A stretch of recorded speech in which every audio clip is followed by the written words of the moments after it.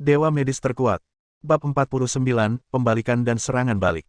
Xiao Zi menarik celana ayahnya dan berkata dengan ekspresi sedih. Ayah, tolong bantu bibi Ruoxue. Su Ruoxue adalah bibi pertama yang disukainya. Dia mengajarinya berbicara dan membelikannya makanan lezat. Xiao Zi menganggapnya sebagai sahabatnya dari lubuk hatinya. Namun sebenarnya, Xiao Chen juga menganggap Su Ruoxue sebagai temannya. Dialah yang membantunya menemukan putrinya, dan dialah pula yang memberikan banyak perhatian kepada putrinya, sehingga putrinya dapat keluar dari bayang-bayang secepat mungkin. Kalau tidak, Xiao Chen tidak akan memberikan resep itu kepada Su Ruoxue. Terlebih lagi, dikhianati adalah hal yang paling tidak bisa diterima oleh Xiao Chen. Mengambil napas dalam-dalam, Xiao Chen berbicara dengan tenang. Turun. Mata Su Ruoxue merah, dan dia menatap Xiao Chen dengan tatapan kosong, tidak mengerti apa yang akan dia lakukan. Xiao Chen mengerutkan kening dan berkata dengan sedikit ketidaksenangan. Tidakkah kau mengerti? Keluar dari mobil. Su Ruoxue keluar dari mobil dengan linglung, dan Xiao Chen segera menariknya ke dalam mobilnya. Dia menjentikkan jarinya, dan Kisah datang dengan tenang dan duduk di kursi pengemudi. Pergi ke Sus Cosmetics Group. Ya. Kisah menerima perintah dan bergegas pergi. Dalam beberapa menit, dia tiba di rumah Su. Su Ruoxue bingung dan bingung. Xiao Chen, apa sebenarnya yang akan kamu lakukan? Bantu Anda mengambil kembali perusahaan. Setelah selesai berbicara, dia menggendong putrinya keluar dari mobil dan berjalan memasuki gedung Su. Setelah terdiam sejenak, Su Ruoxue pun bergegas berlari. Di ruang konferensi itu, sebelum rapat berakhir, semua orang telah memilih presiden baru, yang merupakan orang tua yang sebelumnya telah mencoba menangkap Su Ruoxue, Tuan Xi. Pada saat ini, semua orang menjilat dan menyanjung. Terima kasih kepada Direktur Xi yang telah membuat rencana hebat, sekarang perusahaan akhirnya berada di tangan kita. Bagaimana mungkin Su Ruoxue menjadi lawan kita? Dia hanya seorang gadis kecil. Ketika kita berinvestasi padanya, bukankah kita ingin memiliki sedikit keintiman dengannya? Tanpa diduga, gadis sialan ini sangat tidak tahu terima kasih. Dia mengabaikan semua direktur dan mengabaikan kita. Sekarang sudah bagus. Dia bukan presiden lagi. Ayo kita cari cara untuk membuat laporan keuangan palsu dan mengambil sahamnya. Hehehe, dia akan benar-benar tidak punya apa-apa. Ginger selalu lebih bijak seiring bertambahnya usia. Kelompok yang hebat, sepotong besar daging yang gemuk, sekarang akhirnya menjadi milik kita sepenuhnya. Dia, Su Ruoxue, telah bekerja selama beberapa tahun dengan sia-sia. Anggap saja itu bekerja untuk kita, hahaha. Ketika ia tengah tertawa terbahak-bahak, tiba-tiba disertai suara, bang, yang keras, pintu ruang konferensi yang berat itu ditendang hingga terbuka oleh seseorang. Ledakan. Suara keras itu membuat semua orang takut. Sialan, siapa yang menendang pintu itu? Begitu dia selesai berbicara, Xiao Chen sambil menggendong Xiao Zi, perlahan berjalan memasuki ruang konferensi. Di kiri dan kanannya, diikuti Kisah dan Su Ruoxue. Su Ruoxue. Semua orang menyipitkan matanya, terutama Tuan Xi yang baru saja menjadi presiden baru, dia tidak bisa menahan diri untuk tidak mencibir. Su Ruoxue, apa maksudmu dengan ini? Apa yang terjadi? Apakah kau ingin menggunakan kekerasan terhadap kami? Sebaiknya kau pikirkan baik-baik, ini melanggar hukum. Benar sekali, sebaiknya kamu segera minta maaf pada kami, kalau tidak kami akan biarkan pihak keamanan menangkapmu sekarang.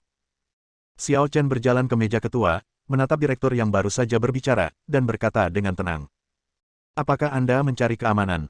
Sang sutradara mencibir dan mengangkat dagunya tinggi-tinggi. Jadi kenapa kalau itu aku? Begitu dia selesai bicara, Xiao Chen menendangnya keluar dan menjatuhkannya ke tanah di tempat. Ledakan. Tendangan itu begitu kuat hingga mematahkan beberapa tulang rusuknya dan membuatnya pingsan di tempat. Ada yang lagi cari keamanan. Berdiri. Seluruh ruang konferensi tiba-tiba meledak dalam kemarahan. Kau lancang sekali. Menurutmu tempat apa ini? Keluar sekarang juga, atau kami akan bersikap kasar padamu. Jangan buang waktu lagi bicara dengannya. Kirim petugas keamanan untuk membunuhnya. Dia membobol perusahaan kita dan sengaja membuat masalah. Seorang direktur berdiri tanpa berkata sepatah kata pun, mengeluarkan ponselnya dan bersiap untuk menghubungi nomor tersebut. Tanpa menunggu Xiao Chen mengatakan apapun, Kisah bergegas mendekat, mengambil kursi di belakangnya, dan membantingnya langsung ke arah pria botak itu. Bang! Setelah suara renyah, seluruh ruang konferensi berangsur-angsur menjadi sunyi.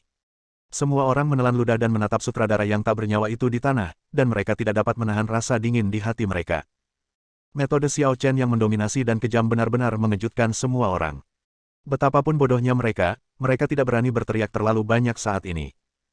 Setelah Xiao Chen melirik semua orang, dia duduk memeluk Xiao Zi, menyilangkan kaki, bersandar di kursi, dan mencibir.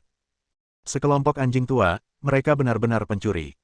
Para direktur sedikit takut dan memandang Direktur Si. Sekarang, dia telah menjadi tulang punggung kelompok. Direktur Si menyipitkan matanya sedikit dan mengepalkan tinjunya. Matanya penuh amarah, tapi tidak meledak. Kami tidak punya dendam padamu, kan? Kenapa kau mencari masalah denganku? Mata Xiao Chen sangat dingin, seperti es di bulan lunar ke-12. Ketika dia menatapnya, bahkan Direktur Si, seorang rubah tua yang berpengalaman dan licik, tidak dapat menahan rasa dingin di hatinya. Menakutkan sekali. Aku tidak butuh alasan untuk menimbulkan masalah pada siapapun. Kalimat yang sangat arogan ini membuat wajah Direktur Si berkedut hebat. Dia mengepalkan tangannya, mendengus, dan berkata dengan dingin. Mengapa Anda harus begitu kejam dalam melakukan sesuatu, Tuan? Xiao Chen mencibir. Kau merampok perusahaan temanku, bukankah itu cukup kejam? Aku terlalu malas untuk membuang waktu berbicara denganmu. Aku akan memberimu dua pilihan sekarang. Dia perlahan-lahan mengulurkan jarinya. Pertama, serahkan semua sahammu tanpa syarat. Dan potong salah satu jarimu. Berbaikanlah dengan temanku. Setelah berkata demikian, dia mengulurkan jarinya lagi. Kedua, aku akan melempar kalian semua dari gedung ini. Lagi pula, waktuku terbatas, jadi aku hanya akan memberimu 10 detik untuk memikirkannya. Semua orang gemetar dan bergerak mendekati Direktur Si. Direktur Si, apa yang harus kita lakukan? Direktur Si menatap semua orang dengan dingin. Kenapa kalian panik? Dasar orang-orang tolol.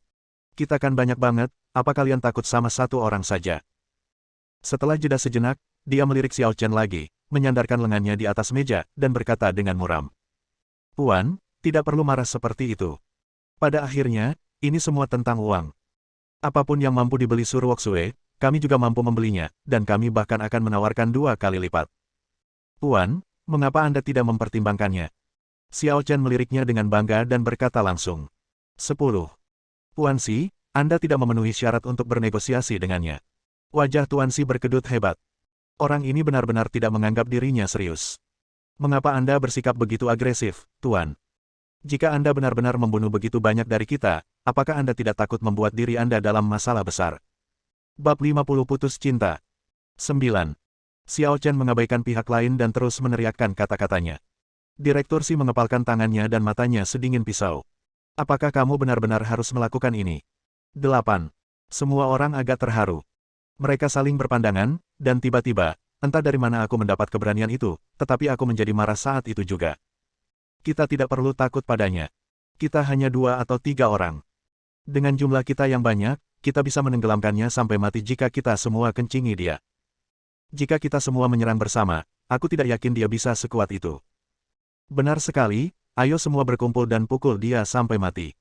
Semua orang bergegas maju, Kisah mendengus dingin, melangkah maju dan menendangnya keluar. Hanya dengan satu tendangan saja, ia berhasil membuat salah satu dari mereka terpental di tempat, dan di saat yang sama, ia juga membuat orang lainnya terpental. Mereka berdua memecahkan kaca tembok dan jatuh dari gedung. Ah! Diiringi 2 teriakan, 2 suara benturan tumpul terdengar dari lantai bawah. Orang-orang lainnya yang bergegas mendekat berhenti seketika, seluruh tubuh gemetar, menoleh secara otomatis, menatap kedua jendela kaca yang pecah dengan wajah ngeri. Dia benar-benar mengusir mereka. Meneguk. Aku menelan ludah, dan mendengar suara yang mengancam nyawa itu lagi di telingaku. 7. 6. Semua orang menggigil hebat dan melirik Xiao Chen. Xiao Chen bagaikan iblis dari neraka. Dia tampak anggun dan lembut, tetapi sebenarnya dia kejam dan jahat. Pada saat itu, semua orang pingsan. Kami menyerah, kami bersedia menyerahkan saham kami. Direktur Si berteriak. Apakah kamu gila? Semua orang tampak tak berdaya dan berkata dengan wajah sedih. Direktur Si, kami tidak punya pilihan lain. Kami ingin bertahan hidup. Benar sekali, Tuan Si, maafkan saya. Kami tidak menginginkan uang itu lagi. Saya akan memberikan saham saya kepada Presiden Su sekarang. Setelah itu, semua orang melangkah maju untuk menandatangani perjanjian dan mentransfer saham mereka tanpa syarat. Adegan ini membuat Su Ruoxue tercengang. Dia tidak menyangka bahwa situasinya yang putus asa dapat diselesaikan dengan mudah oleh Xiao Chen. Pada saat ini, punggung Xiao Chen tiba-tiba membuatnya merasa sangat dapat diandalkan. Su Ruoxue begitu terpesona oleh pemandangan itu sesaat. Setelah para direktur menandatangani perjanjian satu persatu, mereka dengan enggan meninggalkan satu jari, dan Kisah membiarkan mereka pergi satu persatu. Situasinya tidak ada harapan, dan meskipun Tuan Si sangat tidak mau mengakui kekalahan, dia harus menerima situasi tersebut di dalam hatinya. Kau menang. Aku telah kehilangan nyawaku karenamu. Huh. Setelah dia selesai berbicara, Direktur Si melangkah maju dengan langkah berat dan menandatangani dengan cepat. Namun, saat dia hendak memotong salah satu jarinya, Xiao Chen berbicara dengan tenang. Tunggu. Direktur Si sedikit mengernyit.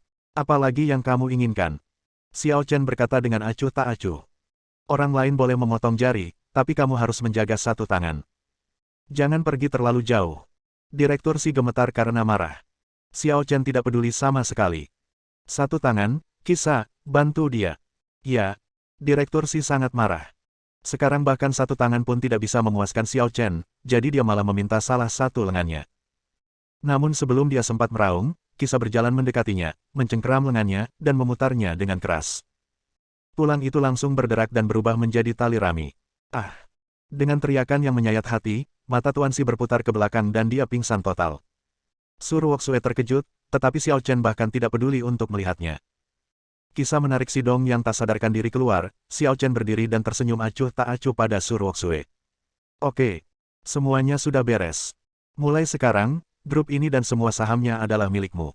Kamu tidak perlu khawatir lagi. Su Ruoxue merasa sedikit takut dalam hatinya. Xiao Chen begitu kejam tadi, tetapi dalam sekejap mata dia bisa tersenyum secerah angin musim semi. Ada apa?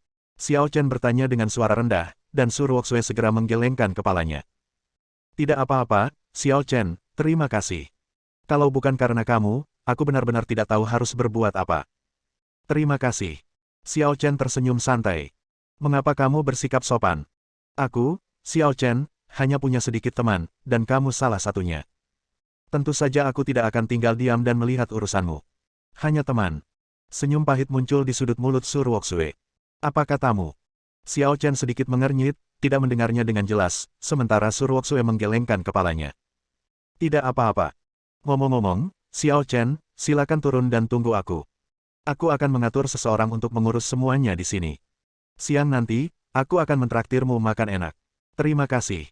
Baiklah. Kalau begitu aku akan menunggu di garasi. Ya, aku akan segera turun. Keduanya mengucapkan selamat tinggal, dan Xiao Chen menggendong Xiao Zi dan Qisa ke garasi bawah tanah.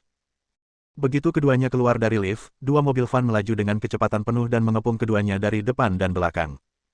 Lalu, 7 atau 8 pria kekar segera turun dari mobil van itu. Mata mereka terfokus dan langkah mereka mantap. Jelaslah bahwa mereka telah mempraktikkan teknik ini. Xiao Zi memandang orang-orang ini dengan rasa ingin tahu. Setelah tinggal bersama ayahnya untuk waktu yang lama, Xiao Zi tidak lagi takut dengan masalah ini.